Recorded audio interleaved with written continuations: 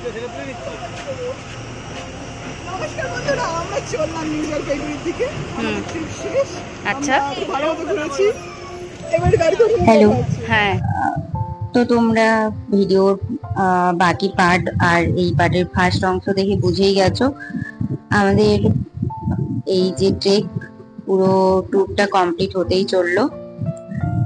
তো আমি বলেছিলাম আগের পার্টে যে তোমাদের সাথে আমি আমার পার্সোনাল এক্সপিরিয়েন্স শেয়ার করব। তো সেটাই, এই নিয়ে আমি 3বার স্লিপিং বুথটা দেখলাম। 3বার 3 জায়গা থেকে দেখেছি।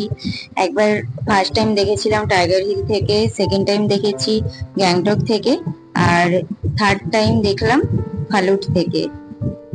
অবশ্যই ফালুটের আগে টুংলু থেকে দেখেছি। তো যাই হোক, সব থেকে যদি 3টে জায়গা থেকে 3টে আলাদা রূপ দেখেছি, তো তার মধ্যে সব থেকে যদি ভালো লেগে থাকে সেটা হচ্ছে যে ফালুটে। কারণ ফালুটে এতটাই কাছে যেন মনে হয় যে আর 2-3টে পাহাড়ের চূড়া ক্রস করলেই আমরা হয়তো পৌঁছে যাব স্লিপিং বুথার কাছাকাছি, এরকম একটা আর কি ফিলিংস হয়। তো এই হচ্ছে আমার এটা ঘোরার একটা ভালো অভিজ্ঞতা। তবে হ্যাঁ, আমার মনে হয় যদি কারো খুব প্রবলেম থাকে শ্বাসকষ্টের, তো তাদের জন্য বলবো ফালুট না যাওয়াটাই বেটার। কারণ ফালুট যাওয়ার জন্য ফালুট যাওয়া যায় গাড়িতে করে, কিন্তু সেটা শুধুমাত্র সিজনে, যেই সময় পিক সিজন থাকে সেই সিজনেই একমাত্র যাওয়া যায়।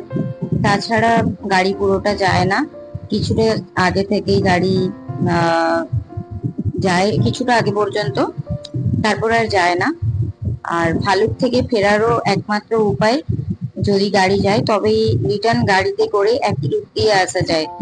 তো তাই যদি কারো শ্বাসকষ্টের প্রবলেম থাকে তারা চেষ্টা করো সান্দাকফু পর্যন্ত, ভালো, তার থেকে বেশি এগিয়ে যাওয়াটা আমার মনে হয় রিস্ক।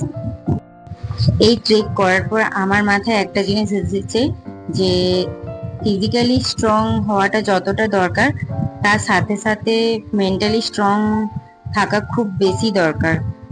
ট্রেকের সময় ব্যাগ যত হালকা হবে ততই ভালো। আমাদের যদিও ব্যাগটা সত্যিই খুব ভারী হয়ে গিয়েছিল। তো যাই হোক, আমরা সমস্ত কষ্ট ভুলে গিয়েছিলাম যখন স্লিপিং বুদ্ধা আর এভারেস্টের ভিউ একদম কাছ থেকে দেখেছি। তোমরা যারা যারা সান্দাকফু ফালুট ট্রেক করেছো বা গাড়িতেও গিয়েছো, তোমাদের কেমন লাগলো অবশ্যই জানিও। আজকের মতো টাটা।